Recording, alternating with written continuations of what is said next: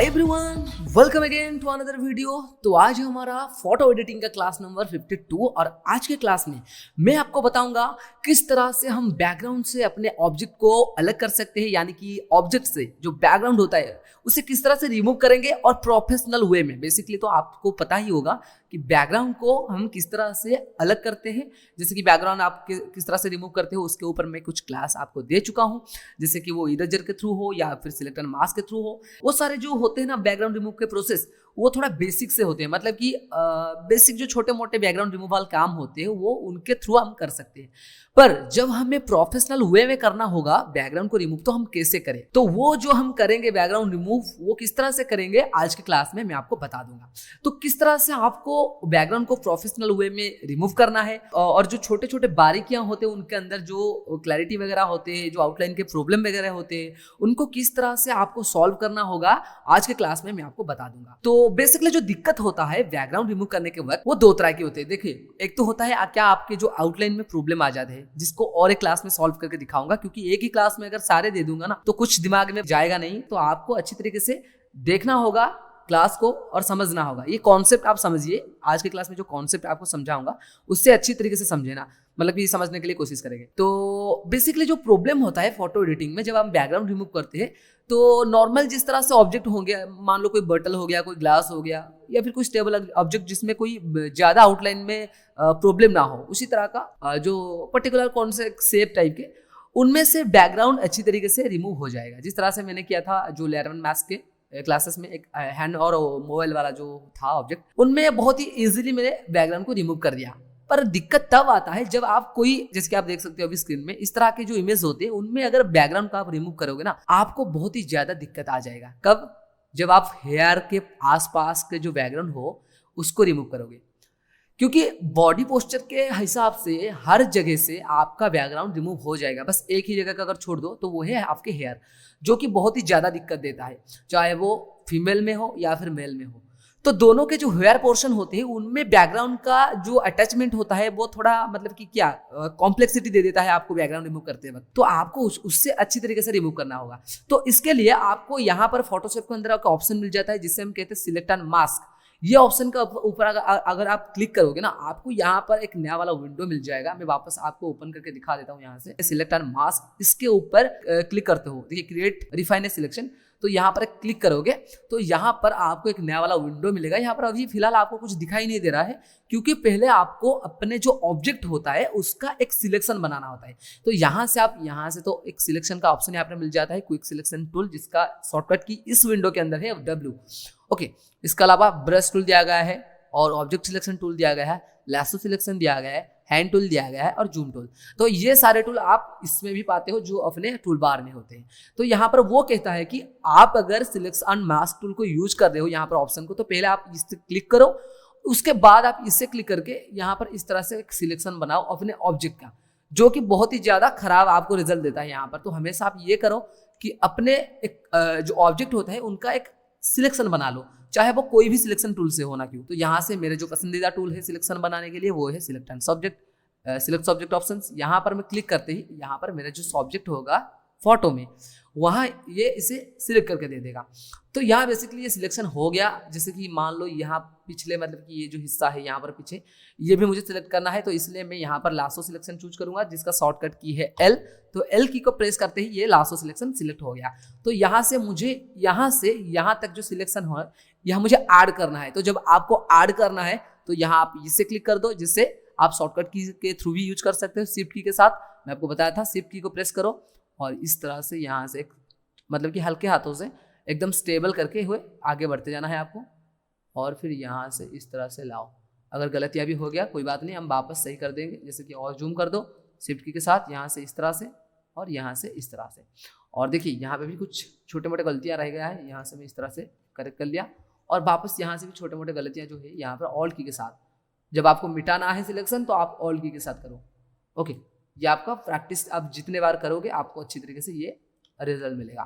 Okay, तो इस तरह से मैं कुछ सिलेक्शन कर दिया। अगर आपके फोटो में और कहीं इस तरह का छोटा मोटा गलतियां रह गए हो सिलेक्शन का, तो आप इस तरह से ऐड कर सकते हो सिलेक्शन में।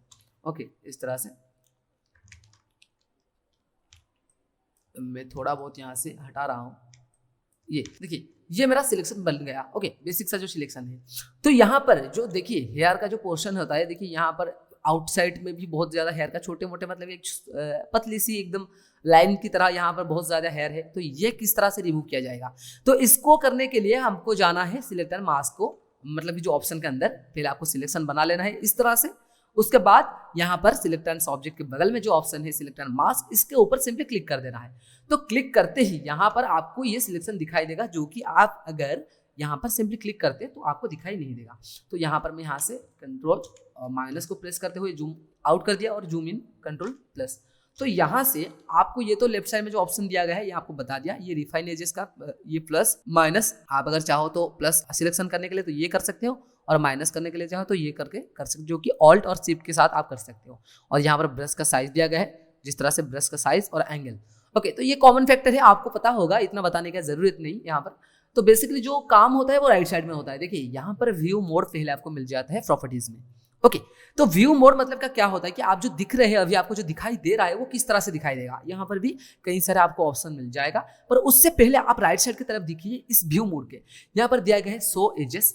ये आपको ओनली एजेस शो करेगा, जो कि मैं आपको सजेस्ट करूंगा कि कभी नहीं करना। और देता है एक शो ओरिजिनल, तो यहाँ पर इसके ऊपर अगर आप चेक करोगे तो अच्छी बात, आपको बहुत ही अच्छा रिजल्ट मिलेगा। व्यू द ओरिजिनल सिलेक्शन के हिसाब से दिखाई देगा।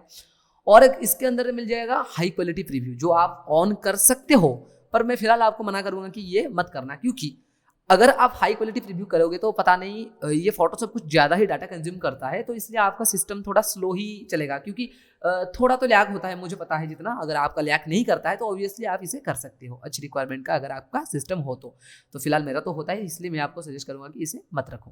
तो इससे कई बार इसे आप रख सकते हो। Okay, so original view. तो इसके बाद आपको मिल जाता है व्यू के अंदर आपको ना तमाम तरह व्यू मिलते हैं, जिसका शॉर्टकट भी यहाँ पर लिखा हुआ है OMBATKY, जिस तरह से अल्फाबेट होते हैं। तो यहाँ पर मैं वापस आपको पढ़ के बता देता हूँ कि onion skin, matching ads, overlay, on blacks, on white, black and white, on layers. तो इस तरह का जो यहाँ पर आपको व्यू मोड मिल जाता है, इसमें से तो बेसिक जो हमारा पहले बार ओपन करोगे तो इस तरह का आपको दिखाई देगा। ओके, इसका अमाउंट 50 ही होगा, और इसका जो आपको ओवरव्यू इस तरह का दिखाई देगा। आप इसमें ट्रांसपेरेंसी को बढ़ा सकते हो, मतलब जो व्यू दिखाई दे रहा है उसका ट्रांसपेरेंसी को यहाँ से आप बढ़ा सकते हो या घटा सकते हो इस तरह से। ओके, आप जान पाओगे कि बैकग्राउंड कब तक और कहाँ तक यहाँ पर रिमूव हुआ है। उसके बाद यहाँ पर आप व्यू कर सकते हो। समटाइम्स मुझे काम पड़ जाता है ओवरले का, आप ओवरलैपिंग भी करके इस तरह से इसे देख सकते हो कि कहाँ पर प्रॉब्लम रहा है। जैसे कि ये मान लो बैकग्राउंड अगर मैं रिमूव करूँगा तो ये व्हाइट पार्ट भी रह जाएगा, तो इसे भी मुझे रिमूव करना है, मैं यहाँ से पता लगा सकता हूँ। उसके बाद और जो काम का है बेसिकली ये वाला, ये ज़्यादा काम का है, इसे मैं हमेशा रखता हूँ। और इसके बाद आप यहाँ पर इसे क्लिक करके देख सकते हो। ओके, तो इसे मैं थोड़ा अभी जूम आउट कर देता हूँ। तो हमेशा जब आप चेक करते हो तो इससे मतलब कि जो व्हाइट हमारा था व्यू, ये वाला व्यू हमारा ब्लैक एंड व्हाइट, इससे ही देखना, क्योंकि इसमें से क्या होता है ना, आपका जो ऑब्जेक्ट होता है वो व्हाइट में आपको शो करेगा और जो बैकग्राउंड होता है ब्लैक में, जिससे आप डिफरेंस बहुत ही अच्छी तरीके से जान सकते हो। ओके, तो इसको करने के बाद आपको यहाँ पर मिल जाएगा एज डिटेक्शन। क्या as detection? Black and white में आपको यहाँ पर ये वाला ऑप्शन नहीं मिलेगा जो ट्रांसपेरेंसी होता है, क्योंकि ब्लैक एंड व्हाइट व्यू में आपको दिखाई देगा और बाकी सारे में आपको दिखाई देगा वो सारे जो ट्रांसपेरेंसी वाला ऑप्शन। तो यहाँ पर आपको मिल जाता है एज डिटेक्शन। एज डिटेक्शन क्या होता है कि आपका जो ऑब्जेक्ट होता है, बस उस ऑब्जेक्ट होता है, उसका जो आउटलाइन होता है, जो एजेस होता है, उससे ये डिटेक्ट करके देगा। और ये दो तरह की होती है, एक तो होता है स्मार्ट रेडियस, जो यहाँ पर अगर आप इससे ऑन करके इससे बढ़ाएंगे तो आपका यहाँ पर देखिए, मैं यहाँ पर बढ़ा रहा हूँ तो यहाँ पर आपका जो एजेस होता है देखिए इस तरह से आपको डिटेक्शन करके दे देगा। पर यहाँ पर देखिए, यहाँ पर और यहाँ पर थोड़ा बहुत प्रॉब्लम आ गया इसके कारण, क्योंकि स्मार्ट रेडियस अपने अंदर वो एक स्मार्टनेस दिखाएगा देगा। तो इसे कभी भी मतलब कि कई बार तो यूज़ कर लेना, और फिलहाल मैं अभी नहीं कर रहा हूँ, देखिए इस तरह से। और हाँ, इससे जब आप करोगे ना तो अपने हिसाब से करना और ज़्यादा रेडियस को बढ़ाना मत, अपने फोटो के हिसाब से करना जब तक आपको आउटलाइन सही लगे। जैसे कि मैं थोड़ा बहुत जूम कर देता हूँ, बेसिकली मैं यहाँ पर दिख रहा हूँ, यहाँ पर मैं यहाँ तक बढ़ाया, देखिए आउटलाइन ठीक ठाक है। यहाँ तक अगर बढ़ा दूँ, देखिए यहाँ पर आउटलाइन में थोड़ा बहुत प्रॉब्लम आ गया, यहाँ पर आ गया, यहाँ पर आ गया, तो मुझे यहाँ से लेकर इसके बीच रखना है। जैसे कि मुझे यहाँ पर प्रॉब्लम नहीं, देखिए यहाँ पर प्रॉब्लम नहीं आया, और थोड़ा बहुत बढ़ा देता हूँ जब तक कोई प्रॉब्लम मैं फेस ना करूँ। और थोड़ा कई मरतबा ऐसे भी हो सकता है आप यहाँ से थोड़ा ही बढ़ा दो और यहाँ पर आपको प्रॉब्लम दिखाई देगा आउटलाइन में, हो सकता है डिफरेंट पिक्चर में डिफरेंट हो सकता है। हाँ, और एक बात आपको बता देता हूँ कि देखिए कई स्टूडेंट ऐसे भी क्वेश्चन कर लेते हैं कि सर ये मेरा फोटो एडिट करके दिखा दो, एकदम क्लैरिटी लॉस वाला पिक्चर होगा, जिसका क्लैरिटी लगभग कितने केबी होंगे, मतलब कि एमबी में भी ना होंगे। तो उस टाइप के जो इमेज होते हैं उनमें अगर आप ये सब अप्लाई करोगे ना तो दिक्कत दिखाई देगा और आपका जो काम होता है बैकग्राउंड रिमूव अच्छी तरीके से नहीं होगा, क्योंकि इस तरह का काम करने के लिए आपको अच्छी तरह से फोटो को शूट करना पड़ेगा। अगर आप अच्छी तरीके से एडिट करना चाहते हो तो एक अच्छा फोटो भी आपके पास होना चाहिए, क्योंकि ये एडिटिंग का फंडा होते हैं जिसको हर कोई जानना चाहिए। तो ये जो काम होता है, पहले आपको ये करना है कि अच्छी तरह से एक ऑब्जेक्ट को चुनना है, एक मॉडल को चुनना है, चाहे वो आप हो या फिर आपके दोस्त या फिर कोई और। आपको एक अच्छी तरीके से फोटो लेना है, उसके बाद आप रिमूव करोगे और अच्छे रिक्वायरमेंट के हिसाब से, ना कि मैं फोटो क्लिक कर दूं, मुझे कैमरा, मेरे पास कैमरा है, मैं क्लिक कर दिया हो गया, नहीं, फोटो कैप्चर करना आता होना चाहिए।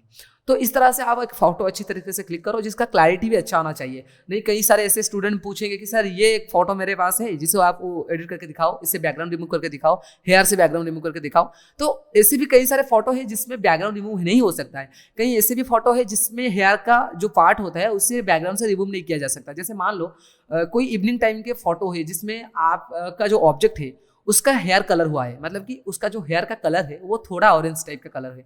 तो अगर आप इवनिंग टाइम में क्लिक करो सनसेट के टाइम, वहां पर भी एक ऑरेंज टाइप का टोन आता है। तो अगर हेयर और बैकग्राउंड का टोन सेम हो जाएगा तो आप रिमूव किसे करोगे? वो डिटेक्ट तो मतलब कि बोथ को करेगा ना, अपने जो हेयर होता है और जो बैकग्राउंड होता है। तो इसके लिए आपको डिफरेंट, मतलब कि हेयर का जो कलर है और ऑब्जेक्ट जो है, जो सब्जेक्ट होता है, जो मॉडल होता है, उससे डिफरेंट होगा जैसे बैकग्राउंड, उस तरह का कोई पिक्चर लेना है। अगर आप पहले से सोच रखे हो कि बैकग्राउंड यहाँ से रिमूव करना है मुझे, तो इस तरह का आपको करना है। तो इस तरह से आपको कुछ टेक्निक्स को याद रखना होगा। ओके, इस तरह के कुछ, अगर इसे आप फॉलो नहीं करोगे तो अच्छी तरीके से रिजल्ट नहीं मिलेगा और आप मुझे बार बार पूछोगे कि हाँ सर नहीं हो रहा है। ओके, तो लौटते हैं टॉपिक के ऊपर। यहाँ पर आप इस तरह से रेडियस को बढ़ा देना। रेडियस को बढ़ाने के बाद अपने फोटो के हिसाब से, बार बार कह रहा हूँ, फोटो के हिसाब से आप देख कर करना, क्योंकि कई सारे स्टूडेंट पूछ लेते कि सर आपने तो रखा था 9 पिक्सल, मैंने भी 9 पिक्सल रखा पर हुआ नहीं। वो मेरे पिक्चर के रिक्वायरमेंट से हुआ, क्योंकि मेरे पिक्चर का जो साइज है यहाँ पर आप देख सकते हो 25% में इतना दिखा रहा है। अगर मैं 100% कर दूं तो बहुत ही ज्यादा जूम हो जाएगा। आपका ये हो सकता है आपके 100% में पिक्चर थोड़ा छोटा ही दिखाई देगा। तो इस तरह से अपने पिक्चर के हिसाब से आप रेडियस को इंक्रीज करना। कई मरतबा स्मार्ट रेडियस को भी ऑन करके देख लेना आउटलाइन में। प्रॉब्लम अगर नहीं आ रहा है तो ऑटोमेटिकली आप इसे बढ़ा सकते हो, अगर आ रहा है तो ऑफ कर देना, अगर नहीं आ रहा है तो यहाँ से थोड़ा बड़ा एडजस्ट करके भी देख सकते हो। तो इसे करने के बाद आ जाते हैं ग्लोबल रिफाइनमेंट्स। ओके, तो इसके अंदर आपको जो सिलेक्शन होता है उसका कुछ यहाँ पर ऑप्शंस मिलते हैं। जैसे कि आप मार्केट सिलेक्शन के अंदर फीदर डालते हो, उसी तरह से यहाँ से भी सिलेक्शन को फीदर डाल सकते हो। जैसे मैं यहाँ से 2 पिक्सल का फीदर डाल दिया। स्मूथनेस भी थोड़ा बहुत अभी के लिए आप मत करना अगर आप चाहते हो, क्योंकि अगर आपके पास अगर हार्ड एकदम शार्प टाइप का पिक्चर है तो आप इससे वैसे नॉर्मल ही रहना देना। मतलब कि यहाँ पर थोड़ा बहुत मेरे फेयर टाइप का इमेज है तो यहाँ पर इसलिए मैंने किया कंट्रास्ट को थोड़ा बहुत आगे, जैसे ब्लैक टोन मुझे आ जाएगा 2%। ओके, इसके बाद में क्या करूँगा ना, जो शिफ्ट एजेस, मतलब कि देखिए अभी आपको जो पूरी तरह से व्हाइट एरिया दिखाई दे रहा है ये होता है शिफ्ट एजेस। मतलब कि आप अपने एजेस को शिफ्ट कर सकते हो। बेसिकली हमारा जो एज होता है वो यहाँ पर व्हाइट होता है। ये जो हमारे देख रहे हैं ये थोड़ा बहुत आपका आउटलाइन होता है, जो हेयर का पार्ट पोर्शन होता है। तो इससे आप इस तरह से ड्रैग करके अपने हिसाब से बड़ा कर सकते हो, अपने जो आउटलाइन को ड्रैग करके। तो इसे मैं अभी कंट्रोल जेड कर देता हूँ। आप थोड़ा बहुत यहाँ से इस तरह से ड्रैग करना अपने पिक्चर के हिसाब से। जब आपको लगे कि नहीं सारा हेयर का जो पोर्शन है यहाँ पर ठीक हो गया तो आप कर देना। देखिए ये बहुत ही ज़्यादा हार्ड हो गया, इस तरह से नहीं करना है हमें इस तरह से करना है जब तक हमारा हेयर का पोर्शन जो यहाँ पर दिख रहा है वो अच्छी तरह से ना दिखे। जैसे कि मान लो ये यहाँ पर था 0% में, यहाँ थोड़ा बहुत आगे लिया 55 यहाँ पर मैं रख दिया। और भी आप कम कर सकते हो, 48 में रख सकते हो, तो और भी कम कर सकते हो अपने हिसाब से। अगर आपको सही नहीं लगा बार बार भी कर सकते हो। ओके, तो इसको करने के बाद ये हमारा काम खत्म हो गया, हमारा जो ब्लैक एंड व्हाइट का व्यू में था। ओके, उसके अलावा यहाँ नीचे कुछ ऑप्शन दिया गया है आउटपुट सेटिंग। इसको करने के लिए हम वापस यहाँ पर हमने जो ऑनियन व्यू था, ऑनियन स्क्रीन व्यू, इसे कर देते हैं। तो इसमें क्या हुआ देखिए ये हो गया। तो इसमें और एक दिक्कत होता है जिसे में हम अगर ओवरले करेंगे तो हमें यहाँ दिखाई देगा। देखिए अब तक हम जो किए हैं यहाँ पर ये वाला आउटलाइन पोर्शन हमें दिखाई दे रहा है। अगर आप यहाँ पर ऑल्ट शिफ्ट करेंगे तो यहाँ पर आपको इस तरह का आउटलाइन प्रॉब्लम दिखाई देगा, जो कि मैं आपको मना करूँगा, कभी नहीं करना है आपको। और आप इस तरह से कम करके भी इसे इस तरह से देख सकते हो। तो बेसिकली इतना ही मैं रखता हूँ 45 या फिर 42 के अंदर। तो इसको करने के बाद जो यहाँ पर व्हाइट आपको दिखाई दे रहा है प्रॉब्लम, इसे आपको सॉल्व करना है। किस तरह से? आपको एज डिफाइनिंग करना है। जो पुराने वाला वर्जन होते हैं यहाँ पर आपको रिफाइन एजेस का एक ऑप्शन मिल जाता है डायरेक्टली। यहाँ पर और एक ऑप्शन है आपको मिलता है रिफाइन एजेस का ब्रश का, ब्रश टूल, इसके थ्रू आप कर सकते हो रिफाइन एजेस ब्रश टूल, जिसको आप यूज करके एज को रिफाइन कर सकते हो। पर इसको भी यूज करने का कुछ तरीका होते हैं, मैं ज्यादा से ज्यादा आपको डिस्क्राइब करके बता रहा हूँ इसलिए क्योंकि ये एक बहुत ही अहम मतलब कि अहम हिस्सा होता है बैकग्राउंड रिमूव का प्रोफेशनल वे में। कई सारे क्लासेस आएंगे, 2 तो आ गए हैं अभी तक, और 3 4 5 6 आई थिंक 6 क्लास या फिर 5 क्लास आएगा बैकग्राउंड रिमूव करने के लिए डिफरेंट तरीके का। और प्रोफेशनल में 3 तरह का आप कर सकते हो बैकग्राउंड रिमूव, जो कि आज एक है हमारा जो इंटरमीडिएट क्लास का। तो इसके बाद आपको क्या करना है ना, जो ऑनियन स्क्रीन होते हैं इनके बाद आपको ये करना है कि यहाँ पर आउटपुट सेटिंग में आना है। यहाँ पर होता है एक डीकंटेमिनेट कलर, इसको करने के बाद आपका जो कंटेमिनेट कलर जो बैकग्राउंड के रिलेटेड कलर होता है वो इससे रिमूव कर देगा, मतलब कि थोड़ा बहुत आपको ट्रैकिंग करके दे देगा। जैसे कि यहाँ पर मैं यहाँ पर क्लिक कर दिया, चेक लगाने के बाद देखिए यहाँ पर कुछ कलर आ गया जो कि एक हेयर कलर होगा। अब डीकंटेमिनेट कलर जो background related colour white portion highlighter दिखाई रहा था, यहाँ पर डीकंटेमिनेट करने के बाद ये आ गया इस तरह का। तो ये हो गया कुछ, अभी आपको थोड़ा यहाँ पर अजीब टाइप का दिखाई दे रहा होगा, पर इसे भी हम ठीक कर लेंगे। कैसे? देखिए आपको ये रिफाइन एजेस को सिलेक्ट करना है, यहाँ पर इस तरह से ऑल्ट और राइट क्लिक करते हुए जिस तरह से ब्रश को बड़ा करते हो आप, उसी तरह से यहाँ से बड़ा कर छोटा कर सकते हो और उसका जो पिक्चर का साइज बड़ा कर सकते हो। और जहाँ पर व्हाइट होगा ना वहाँ पर थोड़ा इससे सिंपली यहाँ से क्लिक कर देना है आपको, इस तरह से ज़्यादा नहीं करना क्योंकि ये क्लैरिटी लॉस कर देता है। तो यहाँ से छोटा मोटा इस तरह से करना है आपको। तो इस तरह से आपको छोटी मोटी बारीकियां को देखना पड़ेगा। मेरा सिस्टम थोड़ा हैंग हो रहा है क्योंकि मैं बोला था ये थोड़ा ज़्यादा डाटा कंज्यूम करता है, पता नहीं क्यों करता है पर करता है, बहुत ज़्यादा डाटा कंज्यूम करता है ये। तो ये थोड़ा हैवी फिल्टर है, थोड़ा हैवी ऑप्शन से, तो इससे कई सारे ऑप्शन से जो आपके डाटा को थोड़ा ज़्यादा कंज्यूम करेंगे, तो इसको आप में ध्यान में रखना चाहिए। और इस तरह से आप इसे कर सकते हो, इस तरह से आपको क्लिक करते हुए आगे बढ़ते जाना है। जो व्हाइटनेस दिख रहा है अपने आउटलाइन में और जो हेयर के बीच में, उसे इस तरह से क्लिक करोगे और इसको करने के बाद इस तरह का आपको रिजल्ट मिल जाएगा। देखिए इस तरह का कुछ रिजल्ट, जो कि कई मतलब अच्छा भी नहीं होता है। ज़्यादा नहीं करना, आप इस तरह से छोटे छोटे स्टेप्स आपको लेना है और इस तरह से आपको बारीकियों से, मतलब कि एकदम आपको बारीक से आपको इसे फिल कर देना है। इसको कर दिया, यहाँ पर भी थोड़ा बहुत चेंजेस है। इसको अभी आपको बता देता हूँ इसका यूजेस, इससे भी और प्रोफेशनल वे में यूज कर सकते हो, आगे जाके बताऊंगा। तो इसको करने के बाद यहाँ पर दिया गया है आउटपुट 2, मतलब आउटपुट जो निकलेगा इसका वो कहाँ पर निकलेगा आप यहाँ पर चूज कर सकते हो। यहाँ पर बेसिकली यहाँ पर न्यू लेयर में आएगा, मतलब एक न्यू लेयर में इसका जो PNG फॉर्मेट आ जाएगा जिसमें बैकग्राउंड नहीं होगा। या फिर आप ये कर सकते हो new layer with a layer mask, जो कि हमेशा यहाँ इस ऑप्शन को चूज करना मैं आपको सजेस्ट करूंगा। और आप ये भी कर सकते हो न्यू डॉक्यूमेंट में इसे ओपन कर सकते हो एक PNG फॉर्मेट में, जिससे आप दोबारा कोई भी एक डॉक्यूमेंट में ले सकते हो। और उसके साथ साथ new document with layer mask, मतलब एक न्यू डॉक्यूमेंट में ऊपर यहाँ पर आप जिस तरह से ये वाला डॉक्यूमेंट दिख रहे हो इस तरह का और एक डॉक्यूमेंट आ जाएगा और उसके साथ साथ एक लेयर मास्क आ जाएगा। यहाँ पर आप ये कर सकते हो। तो मैं अभी के लिए इस डॉक्यूमेंट में काम कर रहा हूँ, तो इसलिए मैं new layer with layer mask कर रहा हूँ आउटपुट। ओके, उसके साथ साथ यहाँ पर एक नीचे ऑप्शन दिया गया है रिमेंबर सेटिंग, मतलब कि इससे अगर आप टिक कर दे तो ऑलवेज यूज दिस सेटिंग, मतलब कि आप जो भी पिक्चर को इसके अंदर ओपन करोगे आपको ये सेम सेटिंग वो दे देगा, उसके हिसाब से आपका फोटो में बैकग्राउंड रिमूव होता जाएगा। पर मैं आपको सजेस्ट करूंगा इसे कभी मत रखना, क्योंकि हर पिक्चर का सिचुएशन अलग होता है, उसमें लाइटनेस अलग होता है। कोई मिड डे में कैप्चर होता है, कोई इवनिंग में कैप्चर होता है, कोई मॉर्निंग में कैप्चर होता है। तो डिफरेंट टाइप के जो पिक्चर होते हैं उनमें अपर्चर और ISO इस तरह का जो वैल्यू होते हैं वो अलग अलग होते हैं। तो इस तरह से आप अपने जो पिक्चर को हर बार एडिट करने, मतलब कि हर बार एडिट करो अगर खुद से, तो अच्छा रिजल्ट आएगा। तो इसको करने के बाद यहाँ पर आपको ओके कर देना है सिंपली। ओके करने के बाद देखिए यहाँ पर मेरा बैकग्राउंड रिमूव हो गया हेयर के पोर्शन में भी। तो था किस तरह से मैं आपको दिखा देता हूँ, इस तरह का था और इससे क्या हुआ ना, थोड़ा बहुत यहाँ पर बढ़ गया हेयर का जो विड्थ था।